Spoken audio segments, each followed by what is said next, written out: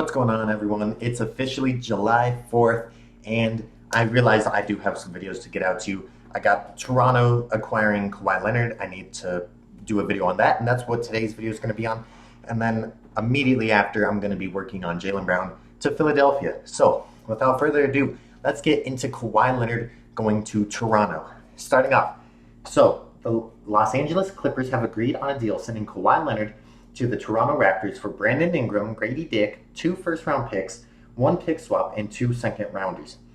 And Toronto is getting Kawhi Leonard in return for all of that. Do I think this is a bit of an overhaul? I definitely would say it's an overhaul. It's a lot of players and picks combined, but at the end of the day, it's Kawhi Leonard. He's coming off one of his best seasons in terms of health. These past, I want to say this season and last season combined, he's played like the most amount of games out of a 2-year stretch that he ever has since San Antonio. So overall, this is a good thing. He's showing signs of, staying healthy. That's what you want at the end of the day. And 2, Kawhi Leonard was always going to leave the Clippers after the struggles that was going on in LA because of the fact that he was getting paid under the table, I believe it was. That was the whole scandal going on with the owner and all of that. So the Clippers needed to move on from him. And Toronto was one of few teams that saw Kawhi Leonard as someone they could give an extension to. And I think this was a good move. I think the players you gave up, I don't mind. Brandon Ingram, he's not contributing to much nowadays. And Grady Dick is just a role player, but he's not contributing to much on the team. The draft picks is a little bit where it hurts because Toronto, I feel like, is a team that could use draft capital to really start their rebuild, because I know they have Scotty Barnes right now, and they just drafted Colin Murray Boyles. I think those 2 guys are your set foundational future players, but at the guard position, you could use some improvement because I don't really think Emmanuel Quickley and RJ Barrett are huge moves at the guard position. I think you should have looked to acquire a point guard before you looked at Kawhi Leonard. But it's fine because Kawhi is someone that can shake up a team immediately and make them a contender. I look at his time in LA and I do think a little bit it was underwhelming. But whenever I think of him on this roster, I think you can find success here because this was one of their best seasons since losing Kawhi Leonard back from 2019. They clearly have a foundation going on with Scotty Barnes. They want to work on that, and they want to capitalize on it. And if you're going to bring anyone to this roster, at least bring back someone who already has familiarity playing with this team in Kawhi Leonard. So I think what they gave up, well, it definitely could bite them in the butt in the long run. I think as of right now, this was a win-now move, and I do think that this elevates them as a top team in the East, if not a top 3 team in the East, if they go off of the idea that Kawhi Leonard will give you 60 games, 55 plus at minimum. If he can give that to you, you will be a top team because the pairing of him and Scotty Barnes is insane. The defense on this team is through the roof. And I think outside of defense, what this team needs was a point guard or someone that can get you buckets. I don't see this team as an offensive threat. Or at least when I watch their games, I don't see them as a threat. Kawhi Leonard can now be your offensive guy. He doesn't have to focus too much on his ability on the defensive side of the ball. He can focus on his offensive ability now because that's what Toronto desperately needs. And I think he's going to help amazingly. I think this was a great move. And for the Clippers, I mean, what you got in return was pretty cool. You get 2 players. I said they're not going to contribute to much, and I still think that's true. But you get players and draft capital. I think those were the most important things in this trade. The draft picks. You got multiple firsts, multiple seconds, and you got pick swaps.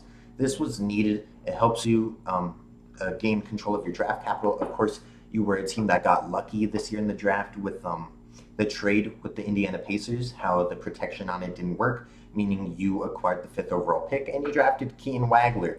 That was a great move. So right now, you have Keaton Wagler as a foundational piece. And when we look at this overall roster, I mean, they've rebuilt pretty well. They traded off James Harden, got Darius Garland in return. They traded off Zubac, and in return they got the 5th overall pick, leading to Keaton Wagler. And they also traded for Benedict Mathurin. So they have some great young core at the guard positions. I think they've been able to move off of their older players, Zubac, Harden, and Kawhi, and boy, they have gotten plenty of great things in return. So I don't think this was a bad trade for either side. I think Toronto gets a very crucial win now piece. And I think the Clippers have officially started their rebuild, and I think they are one of the best teams rebuilding right now because they have the pieces. And what they gave up to get them was completely fine. I think you can move on from Kawhi Leonard. You're always gonna, at the end of the day, because of the scandal. You moved on from James Harden. He was always gonna move on. Zubac, you moved on from, and you got a greater thing in return, that 5th overall pick. So I think this was a great trade on both ends. I see Toronto being more in a win now scenario, but the Clippers, trust me, they have what it takes to, grow as a team, and they will be a top team in the West eventually. I think right now they still need to work on that rebuilding process, but this was a good move for them. This was a really good move.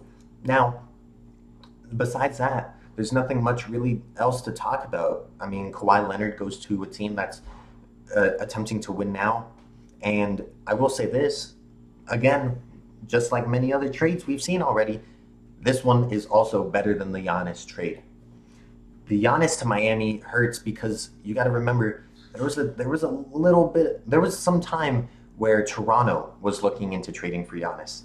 I don't know if it was around the deadline or if it was start of the offseason, but there was talks that Toronto could be a dark horse team to land Giannis.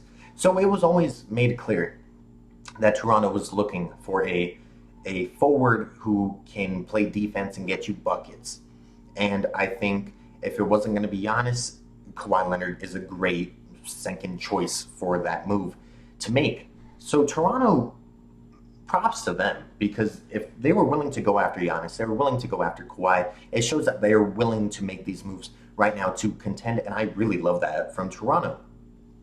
And if you're Giannis, you just got to think this hurts a little bit, that there was a team that wanted you, there was a team that probably could have landed you, but you decided to go to Miami, and I just don't see Miami being a team like Toronto. I think Toronto elevates themselves so much, but I think Miami brings themselves down a little bit. We'll have to see with both teams, but I'm happy for Toronto. This was a great move, and the Clippers, this was also a great move.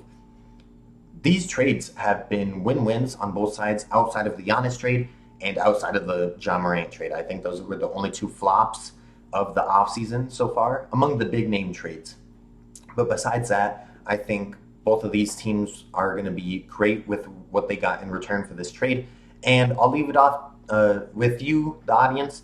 If you think this was a good trade or if you think this was a bad trade for either team, let me know in the comment section below. I'd like to hear your thoughts on it. And currently, like I said, it's July 4th. There's still a lot of things to talk about. Maybe you think there's more moves to be made. Let me know your thoughts on who could go next in the comment section below. The Jaylen Brown to Philly video will be coming out right after this, hopefully soon. Definitely on the same day, though.